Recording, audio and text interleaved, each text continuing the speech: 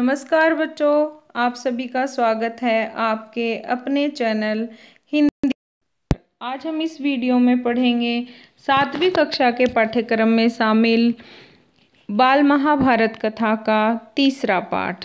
तो चलिए शुरू करते हैं। आज हमारा पाठ भीष्म और अम्बा, और इस पाठ के मुख्य पात्र हैं काशीराज की कन्याएं, जिसमें बड़ी हैं अम्बा, अंबिका और अंबालिका, और अगला पात्र हैं विचित्रवीर्य, और उसके अलावा दूसरे हैं सोप देश के राजा शाल्व, भीष्म और शिखंडी।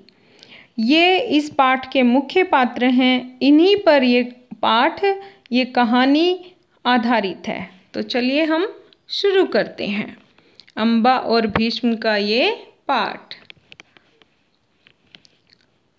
सत्यवती के पुत्र चित्रांगद बड़े ही वीर परंतु स्वेच्छाचारी थे। एक बार किसी गंधर्व के साथ युद्ध हुआ, उसमें मारे गए।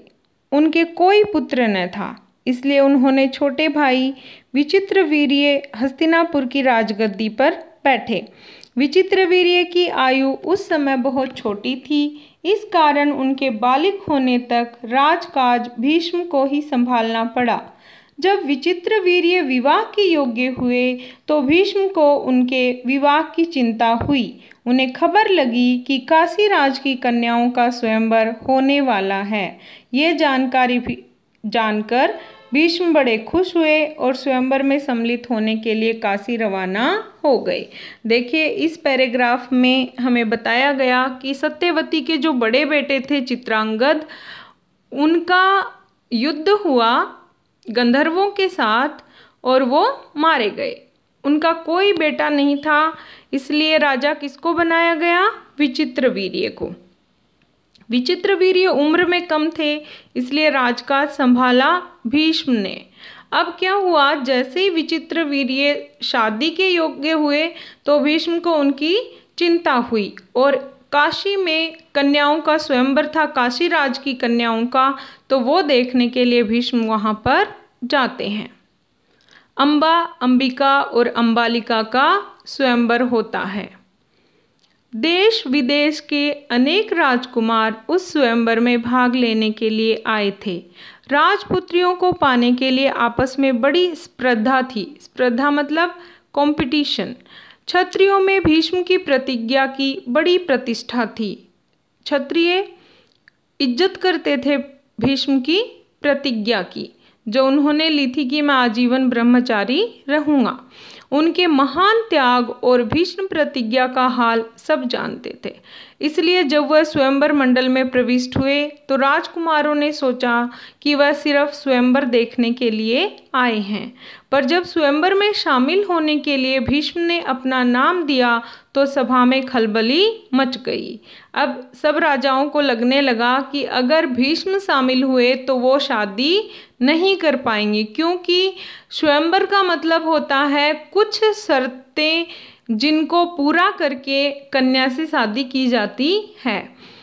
तो ऐसे तो भीष्म हर चीज में परफेक्ट थे, तो अब सब लोगों को डर लगने लग गया। चारों ओर से भीष्म पर फब्तियां कसी जाने लगी। फब्तियां होती हैं व्यंग्य करना, कटाक्ष करना। माना कि भरतवंशी भीष्म बड़े बुद्धिमान और विद्वान हैं। उन पे क्या टोंट कसे जाने लग गए कि मान लिया कि वो बहुत ही इंटेलिजेंट है और बहुत ही बुद्धिमान है, पर इसका क्या मतलब है कि वो स्वयंवर में शामिल हो रहे हैं, और उनकी जो ब्रह्मचारी रहने की जो प्रतिज्ञा थी तो क्या वो झूठी थी? इस तरह सभी राजकुमारों ने भीष्म की हंसी उड़ाई। ना सिर्फ राजकुमारों ने, काशीराज की कन्याओं ने भी भीष्म की अवहेलना की। भीष्म इस अवहेलना को सहन नहीं कर पाए और उन्होंने सभी राजकुमारों को हराकर तीनों कन्याओं को बलपूर्वक रथ पर बैठा लिया और हस्तिनापुर की तरफ रवाना हो गए।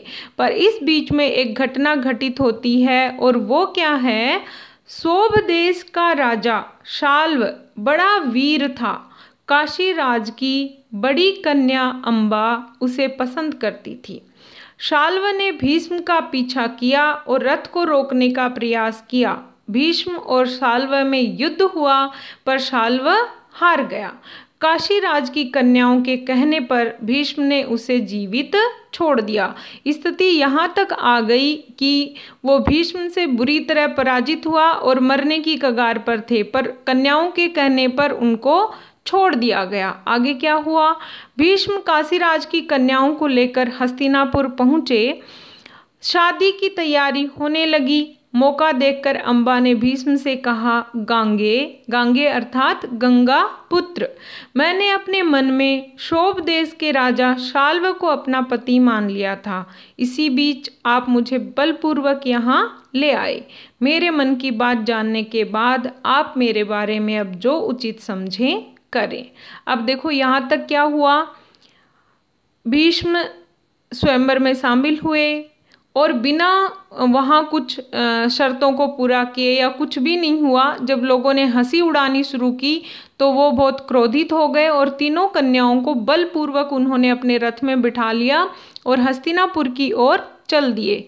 रास्ते में जो शोभ देश के राजा हैं शाल्व, उन्होंने उनको रोकना चाहा क्योंकि वो काशीराज की बड़ी कन्या अम्बा से प्रेम करते थे, उनसे शादी करना चाहते थे, पर भीष्म ने उनको भी हरा दिया। अब हस्तिनापुर पहुंचने के बाद अम्बा ने भीम को सब सच बताया कि वो उनको पति मानती हैं मन से और शादी करना चाहती हैं। आगे क्या हुआ? भीष्म ने अम्बा की बात मान ली और उचित प्रबंध करके शाल्व के पास अम्बा को भेज दिया। अम्बा शाल्व के पास गई और सारा वृतांत कह सुनाया। वृतांत मतलब अभी तक जो घटनाएं घटित हुई थी। अम्बा ने कहा कि मैं आपको अपना पति मान चुकी हूँ, पर शाल्व नहीं माना। उसने अम्बा से कहा कि सारे राजकुमारों के सामने भीष्म ने मुझे युद्ध में पराजित किया और तुम्हें बलपूर्वक हरण करके ले गए। इतने बड़े अपमान के बाद मैं तुम्हें कैसे स्वीकार कर सकता हूँ? तुम्हारे लिए अब उचित यही है कि तुम भीष्म के पास जाओ और उसकी सलाह के अनुसार काम करो। अब शोभ देश के राजा शाल्व ने मना कर दिया अम्बा से शादी करने के लिए और कहा कि मेरी बहुत बेइज्जती की, अब तुम भीष्म के पास ही चली जाओ। बेचारी अम्बा हस्तिनापुर लौट आई और भीष्म को सारी बातें बताई। भीष्म ने विचित्र वीर्य से कहा तो अम्बा को स्वीकार कर लो, पर उसने मना कर दिया। अब विचित्र वीर्य ने भी शादी करने से मना कर दिया अम्बा से। बेचारी अम्बा न इधर की रही न उधर की, कोई रास्ता न देखकर वह भीष्म से बोली, गंगे, मैं तो दोनों ओर से गई, मेरा कोई भी सहारा न रहा, आप ही मुझे हर लाए थे, अतः अब आपका कर्तव्य है कि आप मेरे साथ ब्याह कर लें। ये बात सुनकर भीष्म ने अम्बा को अपनी प्रतिज्ञा की याद दिलाई और कहा, अपनी प्रतिज्ञा तो मैं नहीं तोड़ सकता। भीष्म ने अम्बा की परिस्थिति समझकर एक बार फिर विचित्र वीर्य से अनुरोध किया कि वह उनसे शादी कर ले, पर वो नहीं माने। अम्बा फिर शाल्व के पास गई और उसकी बहुत मिन्नतें की। मिन्नतें करना मतलब बहुत रिक्वेस्ट करना, लेकिन दूसरे की जीती हुई कन्या को शोभराज ने स्वीकार नहीं किया। अब आगे अम्बा के साथ क्या हुआ? अम्बा इस प्रकार 6 साल तक हस्तिनापुर और शोभ देश के बीच ठोकरें खाती रही। उसने अपने इस सारे दुख का कारण भीष्म को ही समझा।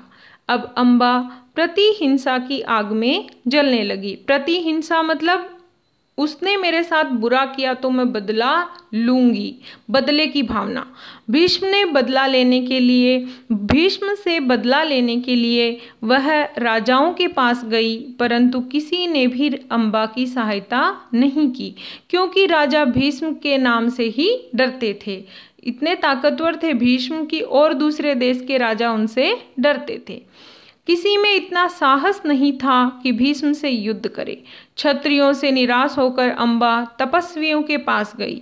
तपस्वियों ने अम्बा को परशुराम से मिलने की सलाह दी। अम्बा परशुराम के पास गई। अम्बा की करुण कहानी सुनकर परशुराम का मन पिघल गया। उन्होंने दयार्थ स्वर में कहा, दया के भाव से कहा। परशुराम ब्राह्मण थे, उन्होंने कई बार धरती को क्षत्रियों विहीन कर दी थी। तो उन्होंने क्या कहा दया करते हुए काशीराज कन्ये, तुम मुझसे क्या चाहती हो? अम्बा ने कहा, ब्राह्मण वीर, मेरी प्रार्थना केवल यही है कि आप भीष्म से युद्ध करें। मैं आपसे भीष्म के वध की भीख मांगती हूँ। परशुराम ने भीष्म को युद्ध के लिए ललकारा। दोनों कुशल योद्धा थे और धनुर्विद्या में काफी प्रवीण। दोनों ही जितेंद्रिय और ब्रह्मचारी। समान योद्धाओं की टक्कर थी। कई दिनों तक युद्ध होता रहा, फिर भी हार जीत का कोई निश्चय न हुआ। अंत में परशुराम ने हार मान ली और अम्बा से कहा, जो कुछ मेरे वश में था कर चुका। अब तुम्हारे लिए यही उचित है कि तुम भीष्म की ही शरण में जाओ। अब देखो, दोनों योद्धाओं में युद्ध हुआ। दोनों एक जैसे समान वीर थे, ताकतवर थे, तो कोई फैसला नहीं हुआ कई दिनों तक। बाद में परशुराम ने हार मानी और अम्बा को समझाया कि तुम भीष्म की शरण में जाओ। पर अम्बा ने भीष्म से प्रतिशोध लेने की ठान ली थी, तो उसने भीष्म के पास जाना उचित नहीं समझा और उन्होंने क्या किया। पर अम्बा ऐसी बातों से कब विचलित होने वाली थी। उसने वन में जाकर फिर तपस्या शुरू की और तपोबल से स्त्री रूप छोड़कर पुरुष बन गई और अपना नाम रखा शिखंडी।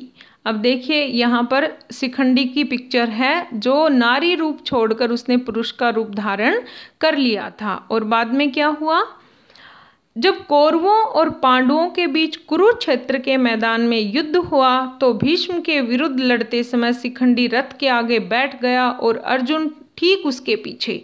ज्ञानी भीष्म को ये बात मालूम थी कि अम्बा ही शिखंडी का रूप धारण किए हुए है, इसलिए उन्होंने उस पर बाण चलाना अपनी वीरोचित प्रतिष्ठा के विरुद्ध समझा। वीरोचित मतलब वीरों की इज्जत नहीं होती औरतों पे बाण चलाना। शिखंडी को आगे करके अर्जुन ने भीष्म पितामह पर हमला किया और अंत में उन पर विजय प्राप्त की। जब भीष्म आहत होकर पृथ्वी पर गिरे, तब जाकर अम्बा का क्रोध शांत हुआ। तो इस पाठ में बताया कि अम्बा कौन थी और उन्होंने शिखंडी का रूप धारण क्यों किया। क्योंकि वो भीष्म से बदला लेना चाहती थी। और उन्होंने बदला कब लिया, जब महाभारत का युद्ध हुआ तो वो अर्जुन की सारथी बनी और भीष्म पितामह जब घायल होकर धरती पर गिरे तो उनको शांति हुई। आगे है प्रश्न अभ्यास। पहला प्रश्न है, चित्रांगद कौन थे? चित्रांगद शांतनु और सत्यवती के बड़े पुत्र थे। दूसरा प्रश्न, चित्रांगद की मृत्यु कैसे हुई? तो चित्रांगद वीर थे पर स्वार्थी प्रवृत्ति के थे, इसलिए गंधर्वों से युद्ध लड़ते हुए वो मारे गए। अगला प्रश्न, भीष्म और शाल्व के बीच युद्ध क्यों हुआ? शाल्व काशीराज की बड़ी पुत्री से प्रेम करते थे। भीष्म ने अम्बा का भी हरण किया। शाल्व ने भीष्म से अम्बा को मुक्त कराने के लिए युद्ध किया, पर वो हार गए। अगला प्रश्न है, अम्बा परशुराम के पास क्यों गई? भीष्म से बदला लेने के लिए वह परशुराम के पास गई, क्योंकि परशुराम ही इतना शक्तिशाली था जो भीष्म को हराने की शक्ति रखता था। अगला प्रश्न है, अम्बा ने वन में जाकर शिखंडी कौन था? उसने किससे बदला लिया? उत्तर है, अम्बा ने वन में जाकर तपस्या शुरू की और वह अपने तपोबल से स्त्री रूप छोड़कर वो पुरुष में परिवर्तित हो गई। पुरुष बनने के बाद उसने अपना नाम शिखंडी रखा। उसने भीष्म से बदला लिया। तो ये थे प्रश्न अभ्यास और ये हमारा वीडियो ख़त्म होता है। उम्मीद करती हूँ आपको वीडियो पसंद आया होगा। पसंद आए तो लाइक ज़रूर करें और अगर आप इस चैनल पर नए हैं तो सब्सक्राइब करें। Thank you.